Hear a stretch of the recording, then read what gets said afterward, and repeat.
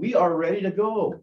Welcome, everyone. My name is Andrew Dolhe, and I am your host today for the MFL Occupational Health Center's annual RSI Day event. This is actually part of an international RSI Day that's been going on for many years.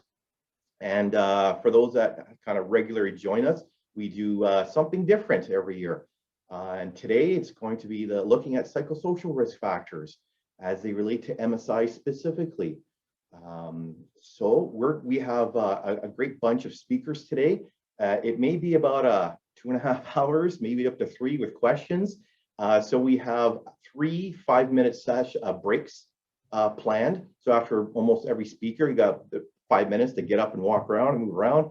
We do have some interesting videos and a slideshow of the past 10 years of RSI days that we've put on here.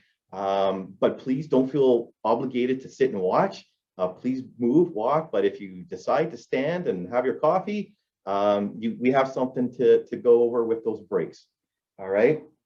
So let's see.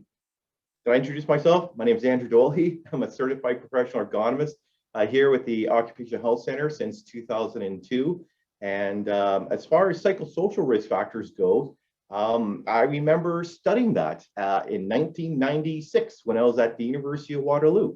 And we actually have a book here, just in a quick second. So I was going through our library and I found this book from 1995 talking about psychosocial aspects of work and the link to MSIs. So for those right now that are thinking, oh, I thought this was kind of new, it's the latest, boy, I really don't want to use that word fad, but it's that latest thing. You know, the CSA has their 13 elements of a safe psychological workplace. Everyone's sort of talking about it and doing it. But as far as I'm concerned, and ergonomists and health and safety professionals, that part of work, we're human beings, we're not robots. So how things affect us can be played out. So in that sense, it's always been part of the work. We just haven't really looked at it with a lot of zest right now. So today we have a number of speakers, and I want to show you one more thing. For all those in attendance, we got a couple of fleeces from Safe Work. We always have some giveaways. So we have a little random generator that we're going to do, and whatever your name is in terms of the number that you registered, we'll see if you can win a couple of these, and we'll mail that out to you as a little thank you for joining up. All right. All right. So I just want to do a couple of thank yous right now. One being Tiffany from the Occupational Health Center. She is the one who is organizing the technology to make sure everything is running smooth. And she's been part of this committee since we started planning this in probably September. Then I want to also thank our Safe Work partners. So Gail and Roland and Jennifer and Veronica, they have been part of our sort of planning group for this event for a number of years now. But specifically this year, we sat back and then what are we going to do? Because last year, if you remember, we did hands-on ergonomics where we actually had people get together and try different ergonomic activities. It was at the Norwood Center, and it was just before everything shut down. We were pretty lucky that way. So here we are. We're in COVID times. We're in all the other issues that are going on. So we'll see how this all plays out with Zoom and everything else. All right. So Tiffany, can you please start the slideshow, and then we'll introduce our speakers. All right, great.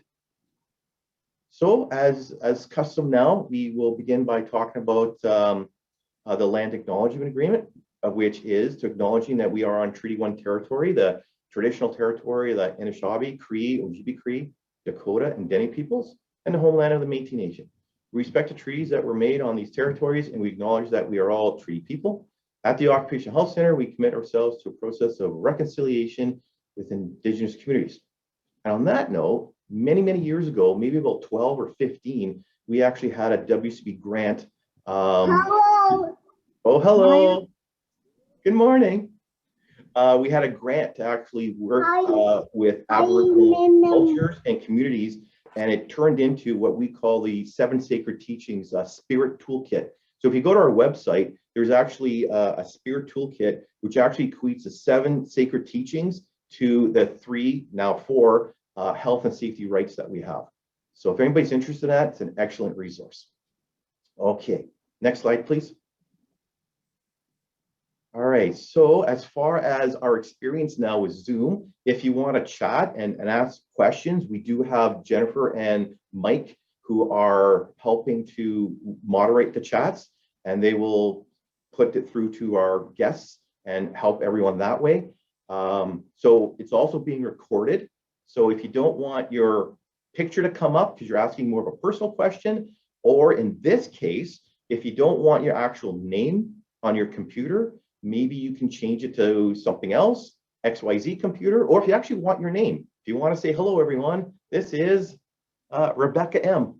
So if you're fine with that being recorded or your picture comes up as you speak, that's fine. But if you want to change it, here's the instructions on how to do that. All right, next. We muted everybody, as you know, but send your chats in and we will have some time built in for each speaker to answer questions. We're going to throw in some polling questions to try and get you more participatory. And all along with that, if you, probably too late now, but hopefully you all filled out that stress assess survey so that John can kind of go through it and he'll speak to that a little bit. Information on the chat box, question and answers. We are being recorded, as I said, and we're very important. We're going to do a follow-up evaluation. So that's also going to include the length of time and the breaks. Do we have maybe a bigger 20-minute break or a bunch of little breaks? So please give us feedback so that we can always do a better job. Okay, next.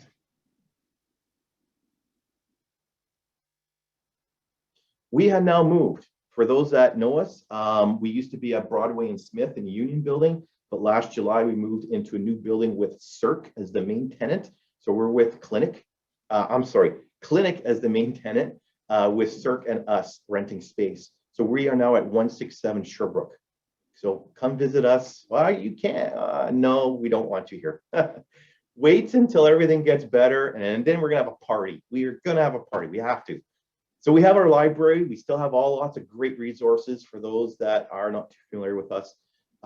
We were started 35 years ago or longer, bigger now, to deal with lead and poisoning in the workplace. And you probably heard the story over and over, but we do have people from Ontario and outside the province. So just a little bit about ourselves.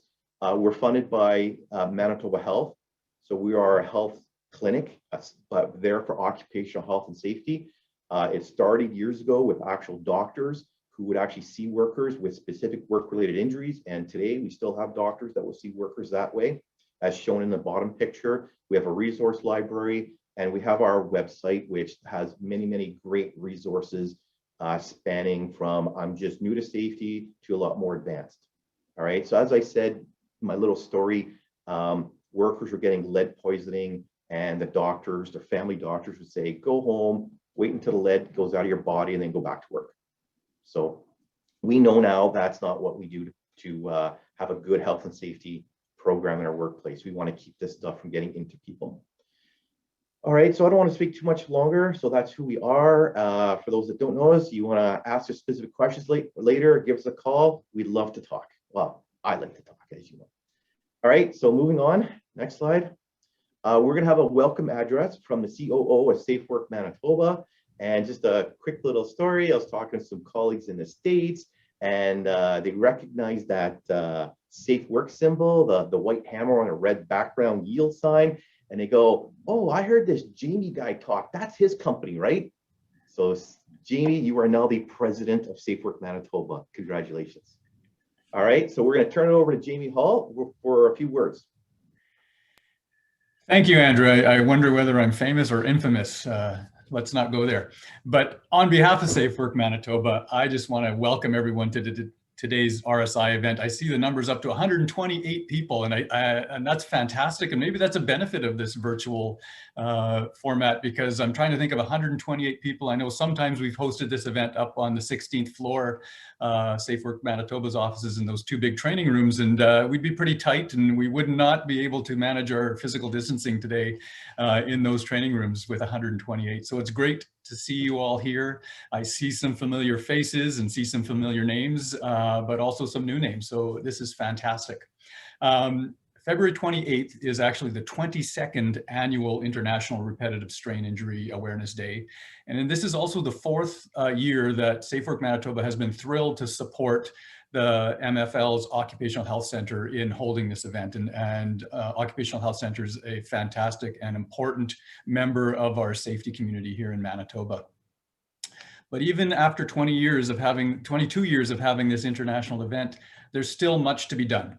Workplace repetitive strain injuries affect about 15% of Canadians, and that's over 5 million Canadians, according to Stats Canada. And in Manitoba, if we look at this last year, if we look at time loss injuries, 34% of the WCB claims that resulted in time loss injuries were musculoskeletal injuries, which is how we refer to RSI injuries here in Manitoba. So 34%, so 1 in every 3 claims is related to MSIs. And we think about the costs of that. So certainly in terms of the financial cost, the cost of those claims and MSIs is very significant. But think of that cost of the pain and suffering and anguish that Manitoba workers are facing, that 1 in every 3 claims are related in some way to RSIs. We also know that many more of those claims may never be reported. Often MSIs are the types of claims that are easier to hide or to go unreported, and there's many reasons why that might happen. But there's also increasing evidence that psychosocial risk factors in the workplace can affect not only one's mental health, but also increase the risk of musculoskeletal injuries, as Andrew talked to us about already. And that term, psychosocial risk factors, are defined by researchers differently and applied in workplaces in a subjective manner still. However, non-physical aspects of the job, including highly focused work, lack of job control, lack of trust with the workplace, and just general stress, can be linked, and there's increasing evidence that it's linked to higher reports of musculoskeletal injuries. I also want to say and put in a plug, I'm pleased to let everyone know that we're just putting the finishing touches on our new 5-year strategy for MSI prevention. And this strategy was built in partnership. I know Occupational Health Center was at the table, but so were our industry-based safety programs and other important members of our safety community in building this strategy. And we'll hear, we can hear from them and visit the different industry-based safety programs and Occupational Health Center's resources for that. That they were all part of making this new strategy possible. And we're excited these next 5 years of making more progress in reducing those MSI claims here in the province.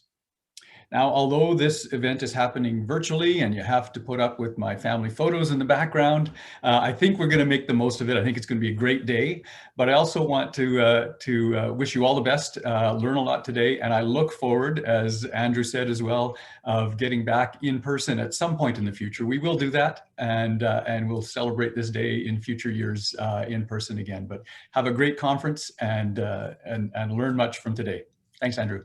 Wonderful. Wonderful. Thank you. Thank you, Jamie. Okay, so now we are going to, I'm going to get the bio here. Okay.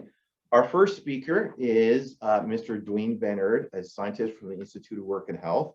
And I asked him to present today because he's from University of Waterloo, and I'm from Waterloo. And the speaker after that's from Waterloo. So no, I want to actually ask Dwayne to speak about sort of the background and historic history, our long psychosocial hazards, because as I said, hey, I learned this in university back in the 90s. So I see connections between where MSI was back then and is now. All right. And on a personal story from, I was on the executive for IPAM, which used to be called APAM way back in the day. And we were going through the archives and we found a conference that APAM put on in 1982 called Stress at Work. And there were several topics. They actually had an agenda at that time talking about how stress is affecting us in our work. So there's a bit of a history here. So Mr. Van Eerd is a scientist at the Institute of Work and Health, where he has been a researcher since 1997. He has a Master's of Science and a Bachelor of Science in Kinesiology from the University of Waterloo. a Master in Health Research Methodology from McMaster, and a PhD in Work and Health from the Faculty of Applied Health Science at the University of Waterloo as well. As a scientist with the Institute of Work and Health, he focused primarily on the prevention of musculoskeletal disorders, as well as the implementation of programs and practices to prevent work injury and disability-related physical and mental health. His research projects include evaluations of participatory ergonomics interventions, evaluations of workplace MSDs, MSIs, and mental health practices programs and their implementation and systematic, I should say, reviews of the prevention literature. Dwayne also practices and researches integrated knowledge transfer and exchange. So us who are to take what the researchers are doing and apply it, the Institute of Work and Health is an excellent resource. Go look them up. There's lots of great information on all aspects of health and safety there. So I'm now going to turn it over to Dwayne, and off we go.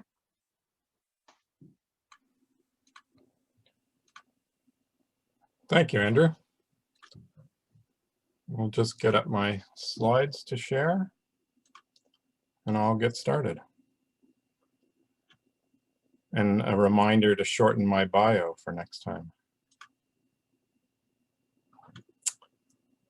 All right, so again, thank you for the opportunity to present at RSI Awareness Day. On MSI and psychosocial hazards, and I'm going to do this as a timeline. I'd like to acknowledge and thank Heather Johnston for her help in preparing this presentation. So what I'll do today is I'll give a little bit of background on where this information is coming from and a touch more about myself, sorry about that. And then focus mostly on this idea of a timeline over the last 40 years, so from 1980s to the present. So I wanted to mention that both Heather and I come from a kinesiology background, biomechanics, ergonomics, so that you know where we're coming from, but we are both pursuing and conducting research in the area of MSI and psychosocial hazards, as well as mental health. So this presentation basically is a review of the selected research literature to give an overview or a timeline. So the timeline on the bottom, you'll be able to follow the bouncing ball. But I should warn you, it's not systematic. It's not meant to be comprehensive. I got 15 minutes. But it should provide a sense of the factors that are associated with MSIs, both past and present. Before we start on the 4 decades, I thought I'd go even further back to let you know that occupational overuse injuries were described over 300 years ago at the beginning of the 1700s by Ramazzini. He considered a variety of occupational injuries, referring to them as cramps, and then attaching a particular occupation or job or task name to them. So you can see some examples there. Ramazzini considered 3 major factors in these injuries. The fact that there was constant sitting involved, there was motion of the hand in the same manner, this repetitiveness. But he also noted that attention and application of the mind was a factor. So we are starting to see psychosocial factors, maybe not the way we thought of them, but certainly as far ago as 300 years ago. And I'll point out that subsequent physicians, and Ramazzini is considered the originator of occupational medicine, basically. Subsequent physicians went even further and considered some of these as occupational neuroses. So the concept of it's all in your mind appeared way back then. So what we're here to focus on, and now the 1980s don't seem so far ago, I hope, for people. They certainly don't seem that far ago for me. So I'm going to talk in general for each decade on what the history, kind of what was going on at the time, the terms that were used, so that we're all on the same page, a little bit about the research emphasis, and then the key psychosocial factors, pretty much decade by decade. So In the 80s, mid to late 80s in particular, there was an epidemic of RSI in Australia. And it does feel odd to use that word these days, but that's what it was called. They referred to injuries of the upper extremity only. They were considered invisible, hard to manage, and they affected people differently. So two people could be doing the same job, but one could have RSI and one may not. There were many, many terms applied to this kind of injury: repetitive strain injury, cumulative trauma disorder, occupational overuse syndrome, and occupational cervical brachial disorder. But regardless of the term, there was difficulty diagnosing what were these conditions. Were they real? So the research emphasis at the time was about causation and how to diagnose. That was the main focus of the research of this decade, so to speak. And the key factors were about the physical factors, not about the psychosocial factors. They have the standard ones that we still talk about today: repetition, duration, static posture, and force. Now, that's not to say that we didn't hear a little bit about psychosocial factors.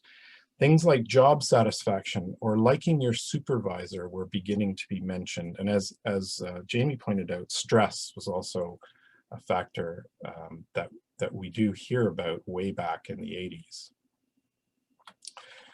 Moving on to the 90s, I got 40 years to cover, so I got to stick to script here.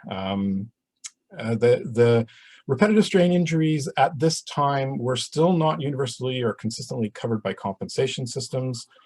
They, especially those that may have a requirement for work-relatedness. So there was inconsistency in that. A new term emerged midway through the 90s called WMSD, work-related musculoskeletal disorder, which was the umbrella term for all of those terms that I mentioned before.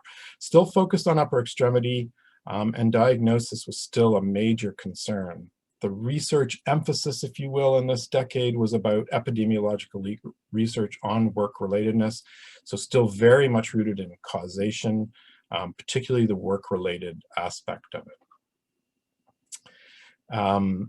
The key factors that start to emerge in the 90s, and this is just a subset of them: job security, being new in your job, work schedules, workload, social environment at work, and learning new technology, which a lot of which came from the fact that personal computers were entering the workplace in the 90s, and there was a big concern about how those pieces of new technology at the time might be contributing to RSIs or WMSDs. That just rolls off the tongue, doesn't it? WMSDs. I'm glad that one's gone. So to the 2000s then, psychosocial factors now become an increasing focus in the research. We've got terms that are more consistent. So musculoskeletal disorders or musculoskeletal injuries are common terms used, and now they begin to include low back pain and lower extremity muscular injuries as well. The emphasis of research at this time really moved into intervention research. How can we prevent or deal with these injuries, including psychosocial interventions, such as stress management? How does stress management impact on MSIs? And other types of interventions. But we really start to see the importance of psychosocial factors in the research at this time. Some of the key factors: job demand, control, and support, and effort reward balance or imbalance. In fact, those were elements of epidemiological models for psychosocial factors. So these really came to the fore and were researched a great deal during this time. In the 2010s, so we're getting closer to our present time, psychosocial mental health emphasis really started to come to the fore here. We still consider MSDs, MSIs as the main terms. You start to see in parallel terms like mental health injury and how those are related were or some elements of the research. But most of the research emphasis was on, again, coming back to this idea of prevalence. Where were these injuries, in particular sector specific, really looking at where MSIs were occurring, but with better measurement, both for outcomes and for the psychosocial factors. So a lot more higher quality research, I will say, especially on the psychosocial factor side. Some of the key factors, again, I can only list some in this brief presentation, but work environment was a predominant area, safety, climate, work culture, and social relations. Many of the organizational factors came to the fore in the research at this time. And just to dive a little bit deeper, and because it was mentioned too, CSA Z1003, Psychological Health and Safety in the Workplace, came about in the 2010s in the era of concern about mental health in the workplace. But I wanted to point out one thing. Mental health injuries are considered invisible, hard to manage, and they affect people differently, much as we thought of MSIs 30 odd years ago. So important to keep in mind that these factors are challenging to measure, challenging to understand, and really challenging to understand how they affect one another. So that brings us to the present, and I expect that the following presentations will update this more than I can in this short time. But I would say that at this time, MSIs are on the back burner. We have new safety concerns to deal with in terms of COVID and the things that the COVID pandemic are requiring of us, like remote work. The terms are consistent. We still have some emphasis and parallel focus on psychological injuries. The research emphasis really has come around to mental health, psychosocial factors, but also include things like harassment, violence, health promotion and implementation of practices, and issues around gender and how gender impact may be on difference in workplaces. The key factors at this time really do focus around mental health in the research, but we're starting to see the emerging evidence around isolation, monotonous, and remote work. So the impact of the COVID-19 way that we're working now is research that will come out in the future, I think. So to try to keep on time a little bit, I'll summarize a bit. So psychosocial factors have been considered for MSI or occupational injuries for hundreds of years. They're important in and found in just about all industries across jurisdictions and relevant to different types of MSIs as well. So there are many factors that we know can have an impact or are associated with MSI. My take is that the workplace and research challenge now is how to reduce those hazards. So I'll leave on that note saying if there's time for questions, I'm happy to take some. If you want to send me questions or tell me where I was wrong about this timeline, please send me an email. And if you want to learn more about IWH practices, here's the information that I can share with you. And I'll stop there. Okay, I'm not moderating the chats, but Jennifer and Mike, are there any questions for Dwayne right now? Hi, Andrew. No questions right now. Okay, there will be, because that's at Sid's in. So Dwayne, thank you so much for taking time out of your busy research and institute work time. We do have a little thank you gift for you as a graciously supported from Safe Work Manitoba. So we're going to get a world famous Winnipeg Genie's cake and mail it out to you. Thank you. No, we're not. It's going to get to you in 2 months. Yeah. I mailed my mom in Coniston outside of Sudbury, 8 weeks ago. Still hasn't come in. Oh well, that's okay. So Dwayne, thank you very much. And now we will take a 5-minute break. And on that note, I'll just say that there are some ergonomists that say, when you start to feel antsy from sitting too long, that's when you take your break. And then there are others that say, before you start to feel a little antsy and discomfort, take a 5-minute break. So we're going to do, I know it's only been, what, 35 minutes, but let's take our 5-minute break now and we'll come back. All right, so watch this video that we presented or go get some coffee. Thank you.